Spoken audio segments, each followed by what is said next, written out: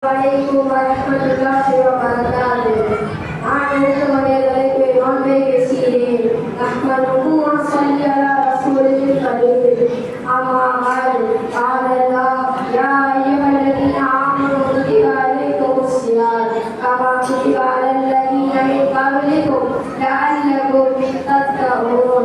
Qala Nabi sallallahu alaihi wasallam, sumu tasihu law kama qala as-salatu wassalam.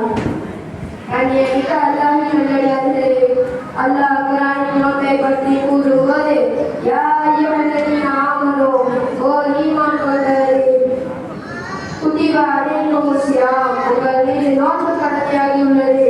Comma குதிபா அலல் லதீன மின் கப்லிக்கும், இதற்காக என்று சொன்னால் உங்கள் மீது நோன்பு கடமையாகியுள்ளது. லஅல்லக்கும் தத்தகூன், நீங்கள் இறையச்சமுடையவர்களாக ஆகலாம்.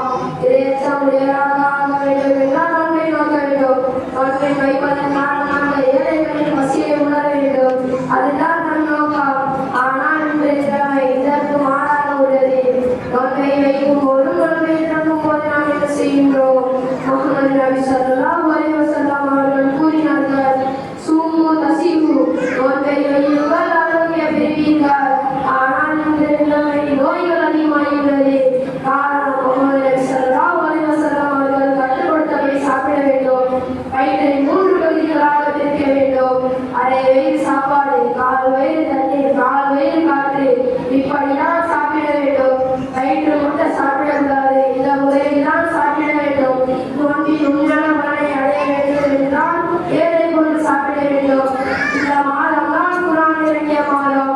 குர்ஆனை ஓதிக்கொண்டே இருக்க வேண்டும். நோன்பின் முதல் 10 ரஹ்மத்தாகவும், நோன்பின் 2வது 10 மக்ஃபிரத்துடையதாகவும், நோன்பின் 3வது 10 நரகத்திலிருந்து பாதுகாப்பு பெறக்கூடிய நாட்களாக உள்ளது. கடைசி 10 லைலத்துல் கத்ர் இரவை தேட வேண்டும். இந்த 1000 மாதங்களை விட சிறந்ததாகும். இந்த 1000 மாதங்களில் இன்னொரு நன்மை கிடைக்கும். கடைசி 10 ஒற்றைப்படி இரவை தேட வேண்டும், வணங்க வேண்டும். இப்படி இருந்தால் மட்டும்தான் நோன்பின் உண்மையான பலனை அடைய முடியும். கண்ணியமிக்க அல்லாஹ்வின் நல்லடியார்களே, நான் நோன்பை பற்றி சில மசாயிலை அறிந்து கொள்ள வேண்டும். நோன்பு ஏற்று வைப்பது கட்டாயமாகும். நோன்பை வைத்துக் கொண்டு ஊசி கூட போடலாம்,